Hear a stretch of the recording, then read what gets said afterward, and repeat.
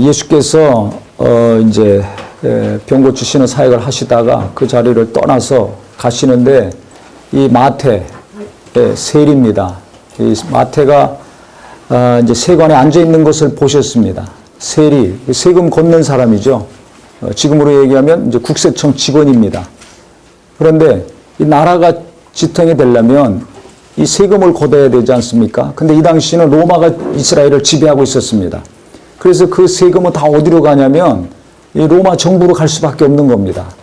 그래서 이 당시 세리라는 직업은 대단히 그 유대인들에게 무시받고 천대받고 멸시받는 직업이었습니다. 왜냐하면 첫 번째 이유는 세금을 정상적으로 거두면 되는데 정해진 세금보다 더 많이 걷었어요. 이 세리들이. 왜 많이 걷었을까요? 정해진 만큼만 로마 정부에 갖다 주고 나머지 차익은 자기가 소유하는 겁니다. 그러니까 자기들이 열심히 일해서 로마에 갖다 주는 것도 지금 고통스러운데 거기다 더 걷어가지고 백성들을 착취해서 합법적인 권력이니까 세금 내야 되지 않습니까? 그래서 그것을 더 걷어가지고 자기 주머니를 채우고 배를 불리니까 대단히 아주 멸시받고 천대받는 직업이었습니다. 뭐 다 그런 사람들은 아니었겠지만 대부분 이제 그렇겠죠. 그렇기 때문에 아주 이기심이 많은 사람들, 탐심이 많은 사람들, 자기 직업과 사회적인 지위를 가지고 자기 탐욕을 채우는 그런 사람들이 지금도 많이 있지 않습니까? 그래서 이 법조계에서도 요새 시끄럽고 나라가 항상 시끄러운 때 보면 그 좋은 공부를 많이 하고 그 좋은 자리에 앉아서 선한 일을 해서 많은 사람들에게 도움을 주는 일을 하면 되는데 그렇지 않냐고 개인의 욕심, 사리사욕 때문에 패가 망신하고 많은 수치와 부끄러움을 겪는 경우들을 볼 수 있습니다. 이 세리들이 당시에 그래서 대단히 그 지탄을 받는 직업이었는데 예수님이 가시다가 저기 잘 보세요. 9절에 마태라 하는 사람이 세간에 앉아있는 것을 보시고 이르시되 나를 따르라 하시니 일어나 따르니라 그랬습니다. 당시 지탄받고 비난받는 사람들이 모여있는 곳이 이게 세관 아닙니까? 세무서인데 거기 마태가 있는 거 보시고 가셨어요. 가셔서 너는 나를 따르라 그러니까 지체 안 하고 일어나서 주님을 따랐습니다. 성경에 보면 예수님이 제자들을 부르셨을 때 아무나 부르지 않았습니다. 마가복음 3장에 보면 예수님이 자기가 원하시는 자들을 제자로 부르셨습니다. 많은 사람들이 이렇게 예배하고 기도하고 찬송하지만 똑같이 하나님이 대우해 주시는 게 아니에요. 주님이 원하시는 자가 있습니다. 주님이 원하시는 교회가 있어요. 주님이 원하시는 사업이 있어요. 우리는 내 자신이 이 땅에서 내가 어떻게 살아야 되겠다라기보다는 하나님이 원하시는 자가 되려고 힘쓰고 노력하기를 예수 이름으로 축원합니다. 내 남편이 어떤 남편이 되기 원합니까? 출세해서 부와 명예와 권력을 휘두르는 남편이라 아니라 하나님이 원하시는 남편, 하나님이 원하시는 아내, 내 자녀들도 하나님이 원하시고 부르시는 자 되기를 사모하고 기도하셔야 됩니다. 아멘? 그래서 제가 개척할 때도 첫 번째가 뭐냐면 주님이 원하시는 교회, 내가 원하는 교회, 어느 누가 원하는 교회, 세상 사람들이 뭐 우러러보는 교회가 아니라 하나님이 원하시는 교회, 크기가 어땠든지 간에 어디에 어떤 사람들이 모였든지 간에 관계없이 하나님이 원하시는 교회, 하나님이 기뻐하시는 교회, 아버지 뜻이 이루어지는 교회가 되게 해달라고 간절히 기도했습니다. 그게 우리 교회 사명입니다. 그게 저의 가장 간절한 소망입니다. 저도 그렇고 제 자녀들도 그렇고 관계된 모든 분들이 어떤 사람이 돼야 되는가? 하나님이 원하시는 사람. 어떤 사업을 해야 되는가? 하나님이 기뻐하시는 사업. 어떤 청소년들이요 자녀들이 돼야 되는가? 하나님이 원하셔서 붙들어 쓰시는 거룩한 자녀들, 젊은이들이 돼야 된다. 이것이 저만 아니라 우리 모두의 소망이요 꿈이 되기를 예수 이름으로 축원합니다. 그러니까 수많은 말씀을 예수님이 하셨어요. 마태복음 5장, 6장, 7장에 쭉 보면 예수님께서 지금까지 듣지도 보지도 못한 태어나면서부터 하나님 말씀을 배웠습니다. 유대인들은. 외웠습니다. 아버지들은 가르쳤습니다. 학교 가서도 가르치고 예배할 때도 가르치고 일평생 하나님 말씀으로 살았던 자들인데 예수님이 오셔서 설교하셨을 때 생전 듣지도 보지도 못한 말씀을 들었어요. 큰 충격을 받았죠.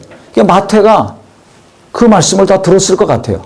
수많은 무리들이 항상 따라다녔으니까. 또 예수님이 말씀만 전하신 것이 아니라 많은 병을 고치시고 귀신도 쫓으시고 이적을 행하셨습니다. 그것도 다 들었죠. 봤겠죠. 그래서 그 마음이, 마태의 마음이 정말 주님을 사모하고 주님을 사랑한다는 것을 예수님은 아셨어요. 왜냐하면 예수님은 사람의 마음이 어떤지를 아시는 분입니다. 그래서 사람을 의지하지 않으셨어요.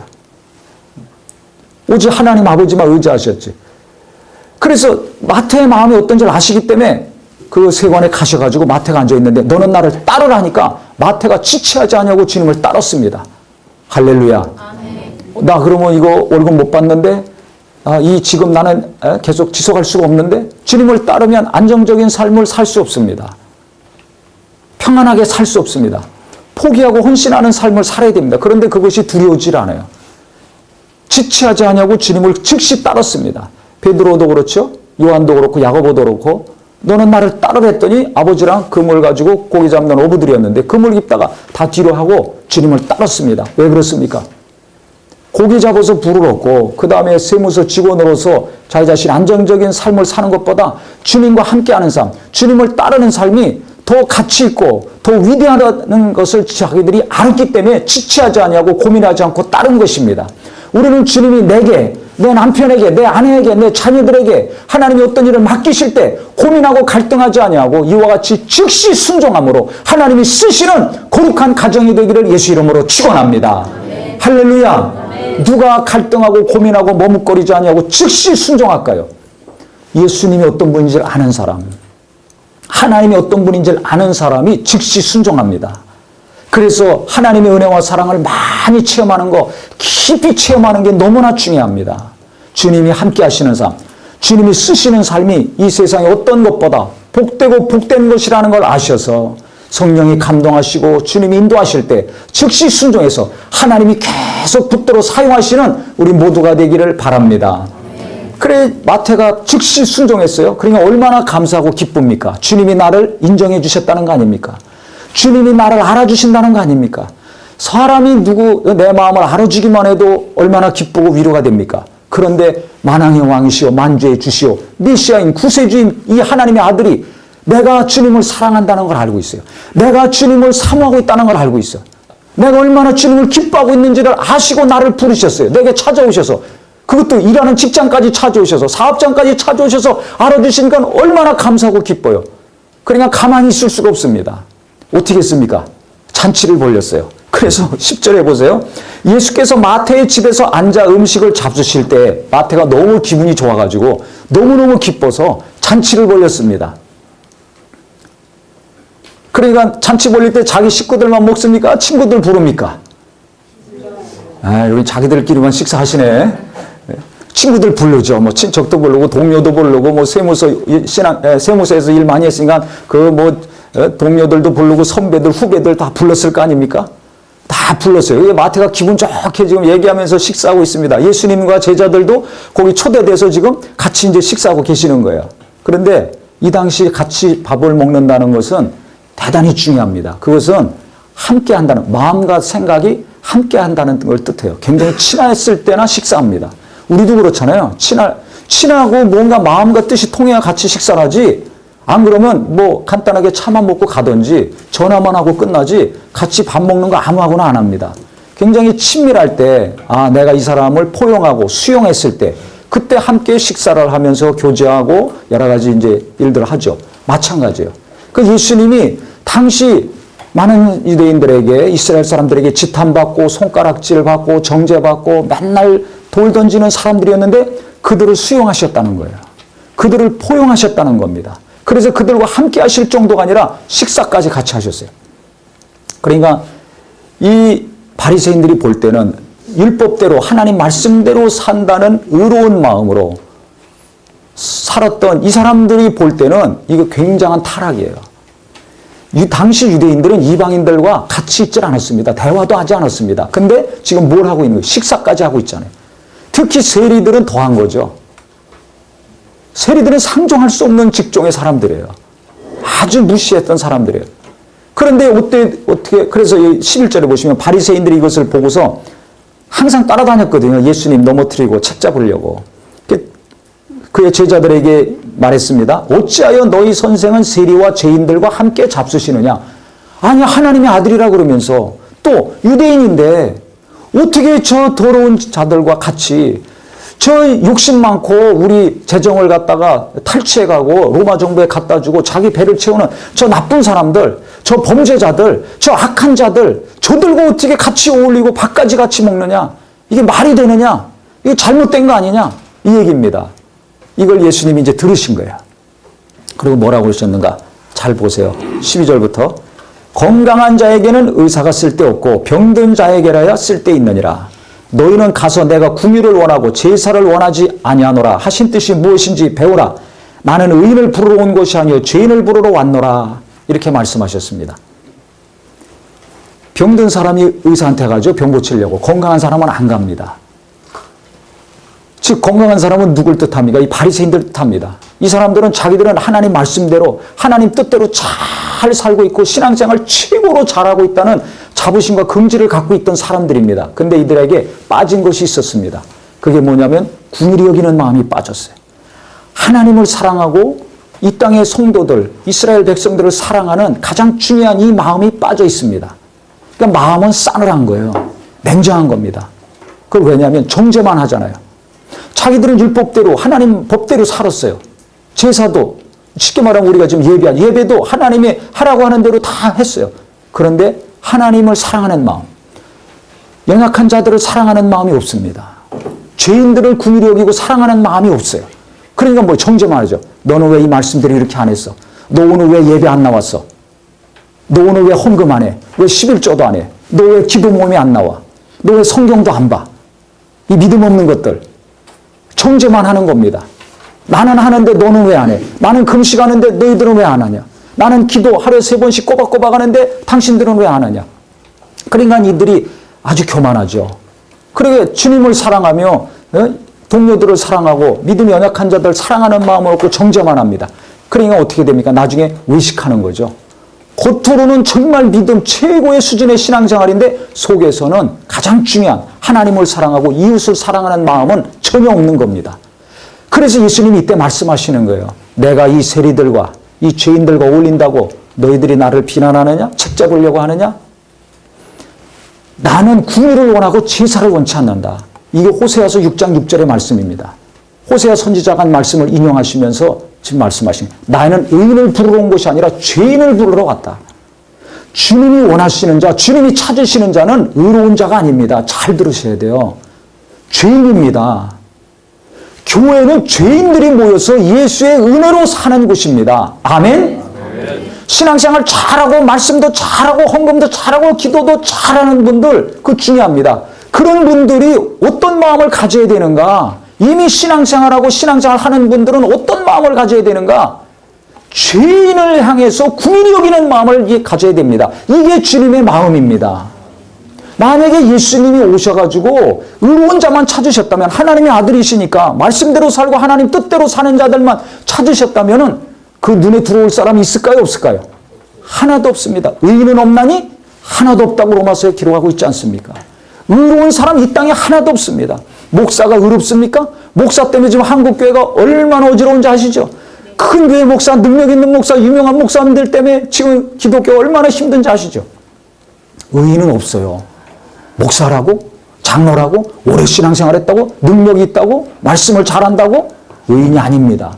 은혜로 목사가 되고 은혜로 잘 가르치고 은혜로 이적이 나타나는 것이지 그 사람이 의로워서 뭐가 되는 것이 아닙니다. 우리가 잘 아셔야 돼요. 그래서 교회 안에서도 주의 종들을 보든지 새신자를 보든지 젊은 사람들이든지 연세 드신 분들인지 볼 때 우리에게 기본적으로 어떤 마음이 있어야 되냐면 바로 이 예수님의 마음이 있어야 돼요. 즉 죄인을 긍휼히 여기는 주님의 마음이 있기를 예수 이름으로 축원합니다. 내가 뭔가 열심히 한다고 내가 이것을 잘한다고 그것이 기준이 돼서 그것이 내 의가 돼가지고 사람을 보면 다 잡아먹습니다. 죽이는 일을 하는 거예요. 그거 잘하셔야 돼요. 목사도 마찬가지예요. 내가 열심히 하니까 성도들이 같이 열심히 따라줘야 되는데 안 따라줄 때가 있어요. 도리어 방해가 될 때도 있어요. 그렇다고 그것을 갖다가 긍휼히 여기지 못하면 어떻게 됩니까? 내가 하는 게 아무리 맞는다 할지라도 이렇게 가야 되는데 왜 저렇게 하느냐?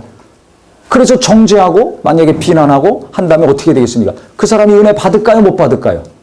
시험 들죠. 시험 들어요. 은혜 받기는커녕. 그럼 믿음에서 떠나든지 교회를 떠날 수도 있습니다. 영혼 죽이는 거예요. 열심히 하나님을 한다고 하면서, 열심히 뭔가 한다고 하면서 사람 죽입니다. 영혼 죽입니다. 가정에서도 마찬가지입니다. 이렇게 하는 것이 맞아.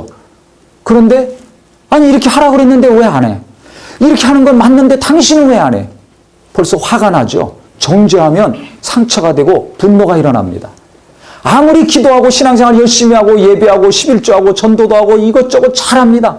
쉽게 말하면 여기 말씀하신 대로 제사는 잘 지내요. 하나님 섬기는 것은 잘해. 근데 남편을 향한 궁일한 마음, 아내를 향한 궁일한 마음, 자식들을 향한, 부모를 향한, 성도들을 향한, 주의 종들을 향한 궁일이 여기는 마음이 없다면 안 된다는 겁니다. 중요한 것은 우리가 신앙생활 잘하는 것 중요합니다. 그렇다고 신앙생활 못하라는 것이 아니에요. 예배 대충 하고 휴일 되면 놀러가고 빠지고 11조도 어려우니까 하지 않고 감사도 안 하고 이렇게 하라는 것이 아닙니다. 예배 제대로 해야죠. 하나님 정말 뜻대로 우리가 신앙생활 해야죠. 하는데 그것보다 더 중요한 것이 있다는 겁니다. 그것은 하나님을 사랑하고 성도를 사랑하는 사람.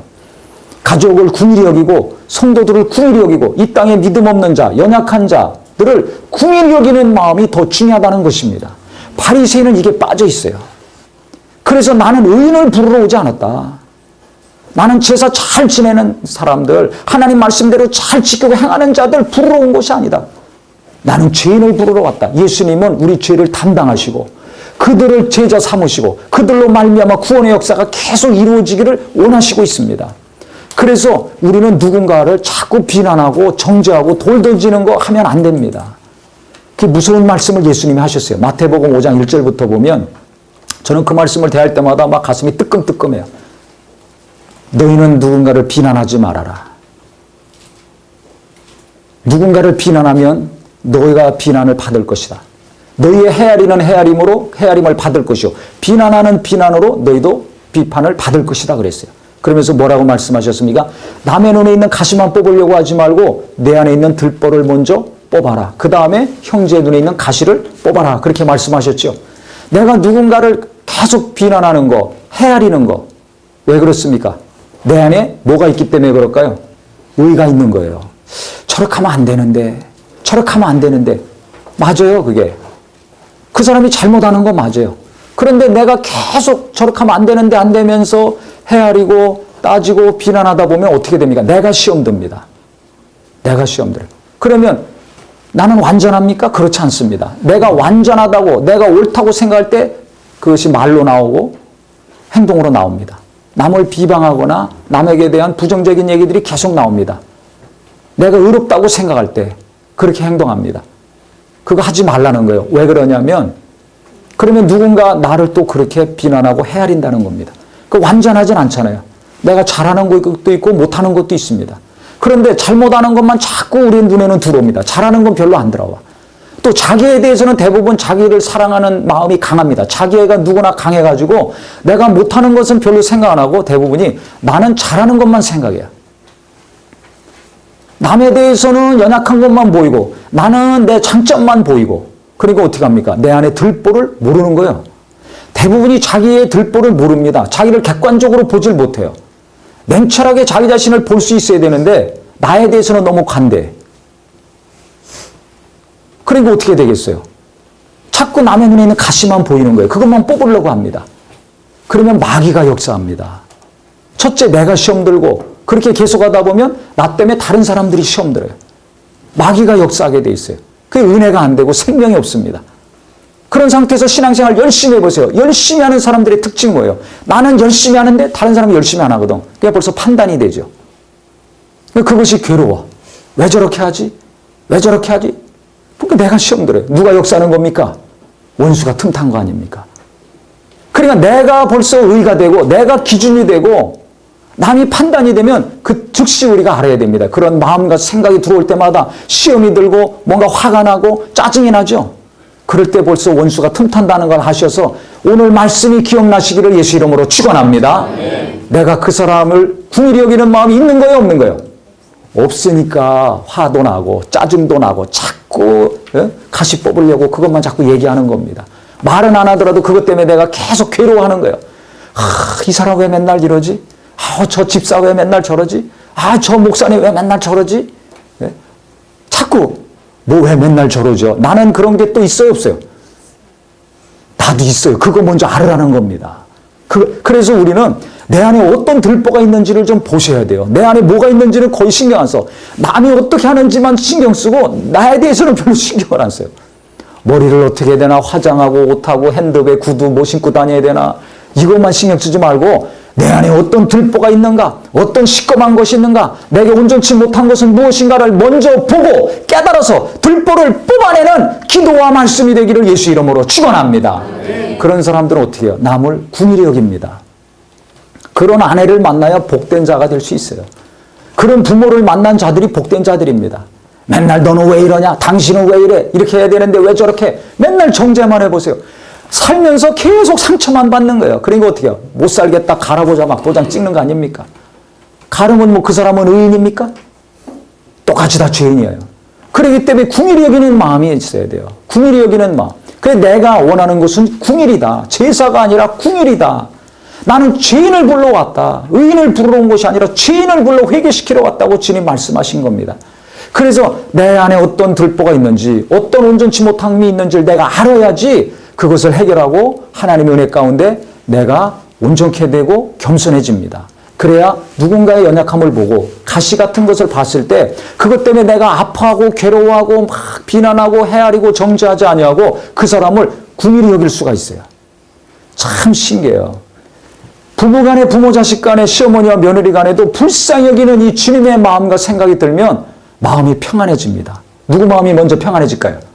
내 마음이 먼저 평안해집니다. 할렐루야. 할렐루야.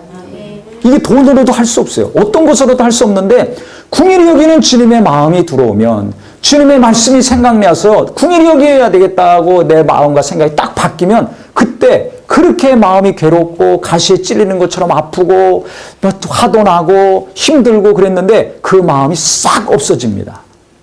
비 온 뒤에 깨끗해지는 하늘처럼 아주 마음이 깨끗해져요. 푸른 하늘 보기만 해도 기분 좋아지듯이 마음이 평안하고 깨끗해지고 평안이 넘치고 기쁨이 나옵니다. 언제? 궁일이 여기는 마음이 내 안에 이루어질 때. 이게 예수님 마음 아닙니까? 그래서 궁일이 여기는 자 복이 있나니 저희가 궁일이 여김을 받을 것이요 그랬어요.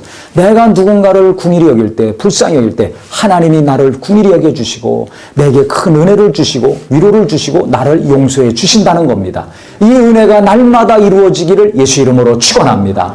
누군가 때문에 마음이 괴로울 때, 답답할 때, 상처가 되고 분노가 일어나고 짜증이 나올 때 주님이 주신 마음, 궁일이 여기는 이 마음이 내게 임하기를 우리 모두가 기도하기를 바랍니다. 그래서 주님께서 다니시다가 수많은 무리들을 보셨어요. 근데 가만히 보니까 목자가 없어서 이 무리들이 방황하는 거예요. 네? 방황하는. 그때 제자들에게 말씀하셨죠. 야, 너희들은 하나님 아버지께 기도해라. 목자를 세워달라고 기도해라. 희어져 추수할 곡식은 많지만 일꾼이 부족하도다. 그때 왜 그 말씀하셨냐면 무리들을 가만히 보니까 이 땅에 사는 수많은 사람들 보니까 목자가 없다는 거예요. 민망히 여기셨더라 그랬어요. 그들을 불쌍히 여기신 겁니다. 거기는 젊은 사람도 있고 연세 드신 분도 있습니다. 부자도 있고 가난한 자도 있습니다. 건강한 사람도 있고 병든 사람도 있습니다. 멀쩡한 사람도 있고 이상한 사람들도 있습니다. 그런데 주님은 똑같이 불쌍히 여기셨어요. 왜? 목자가 없기 때문에. 영혼의 목자가 없기 때문에. 돈은 있고 건강은 있고 힘은 있고 집도 있고 뭐 재산도 있고 직업도 있을지 모르지만 영혼의 목자가 없어요. 불쌍히 여기셨습니다. 그래서 목자를 보내달라고 일꾼을 보내달라고 기도해라 가르쳐 주셨습니다. 마찬가지입니다.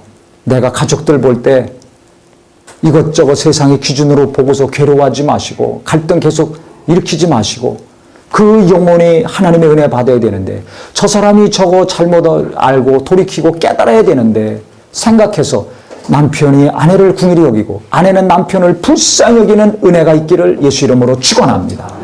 부모가 자식들 공부만 잘 시키려고 하지 마시고 영혼의 목자가 돼야 됩니다. 부모가 자식들 영혼의 목자가 되지 않으면 제일 불쌍한 자식들 되는 거예요. 아무리 잘 먹이고 잘 입히고 잘 공부시킨다 할지라도 영혼의 목자가 되지 않으면 불쌍한 자식들 되는 거예요. 나는 내 자식들 영혼의 목자입니까? 아닙니까? 나는 육체만 걷어먹이는 부모입니까? 그들 영원히 사는 그 영혼을 잘 이끌어갈 수 있는 목자입니까? 자기가 잘 아셔야 돼요.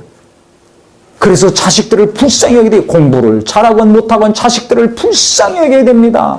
공부만 잘 시켜서 좋은 학교 보내려고 하지 말고 어떻게 해야 된다고요? 자식들을 불쌍히 여겨야 그 부모 입에서 나오는 말 한마디 한마디가 자녀들에게 감동이 되고 위로가 되고 힘이 되고 소망이 됩니다. 이걸 깨달으시기를 예수 이름으로 축원합니다. 남편이 바뀌고 아내가 바뀌길 원합니까? 남편을 불쌍히 여기고 아내를 불쌍히 여기면서 말 한마디 해보세요. 그 말이 깊이 들어갑니다. 근데 맨날 이래라 저래라 왜 이러냐 저러냐 이게 하니까 아무리 좋은 말이라도 상처가 되고 안 들어가는 거예요. 그 말이. 그렇기 때문에 정말 우리 하나님이 주시는 평안과 행복이 넘치는 가정이 되려면 가족들을 불쌍히 여겨야 돼요. 교회는 말할 것도 없습니다. 서로서로 궁일이 여겨야 됩니다. 궁일이 여겨야 돼요. 주님이 원하시는 자는 의인이 아니라 죄인입니다. 의인이 아니라 죄인을 부르러 오셨다 그랬어요. 그래서 아주 그 중요한 얘기가 있죠. 요한복음 8장에 보면 가늠하다 현장에서 어떤 여자가 잡혔어요. 생각해 보세요. 지금도 가늠하다 현장에서 잡히면 얼마나 부끄럽습니까? 그 당시는 얼마나 창피합니까? 가늠하다가 현장에서 잡히면 돌로 쳐 죽이는 것이 모세의 율법입니다. 그래서 그 당시 사람들이 보고서 돌로 털어서 쳐 죽이면 되는데 안 죽이고 예수님께 데리고 왔습니다. 왜 데리고 왔습니까? 예수님 올무에 빠뜨리게 하려고. 죽여라 그러면 아니 당신은 구세주 하나님의 아들이라 그러면서 왜 죽이라 그러느냐. 또 죽이지 마라 그러면 아니 모세 율법에는 죽이라 그랬는데 당신은 하나님 법을 어기는 사람이냐? 그러면 어떻게 하나님의 아들이 되냐? 죽이라 그래도 문제가 되고 죽이지 말라 그래도 문제가 돼요. 그때 예수님이 뭐라고 하셨습니까? 땅바닥에다 뭐라고 쓰시더니 일어나서 누구든지 죄 없는 자가 돌로 쳐라. 그랬더니 다 씩씩거리고 흥분하고 돌 들고서 죽이려고 했던 자들이 가만히 멍청해지더니 하나씩 돌에 땅바닥에 내려놓고 그냥 다 물러갔어요. 그때 예수님 말씀하셨어요. 그 여인에게. 나도 너를 정죄하지 아니하노니 다시는 가서 죄짓지 말아라. 너는 죄인이야. 너는 잘못한 사람이야. 그러니까 너는 돌 맞아서 지금 죽어야 돼. 이게 마땅하고 당연한 것이었습니다. 그런데 그것이 무너졌습니다. 누구를 만났기 때문에? 예수를 만났기 때문에. 이게 복음이에요. 율법으로는 죄 때문에 죽을 수밖에 없는 인류가 내가 내 가족들이 바로 예수님을 만나면 그 죄에서 사망에서 부끄러움과 고통에서 완전히 자유 하나 얻고 벗어날 수 있다는 것입니다. 할렐루야. 죄 때문에 죽을 수밖에 없는 인간의 영혼이 예수가 오셔서 해결해 주시고 구원해 주신다는 것을 말씀하고 있는 거예요.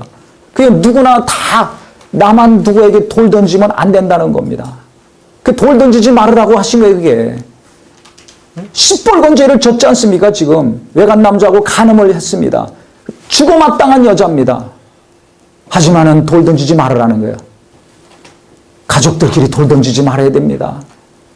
교회에서 성도들끼리 돌 던지지 말아야 됩니다. 마음에서 생각으로 입으로 돌 던질 때가 얼마나 많습니까? 그래서 나가 괴로운 거예요. 내 영혼이 불편한 겁니다. 세상에서는 열심히 돌 던집니다. 큰 돌 던지려고 막 엄청난 돈까지 써서 막 합니다. 하지만 예수 믿는 사람들은 그거 하면 안 된다는 거예요.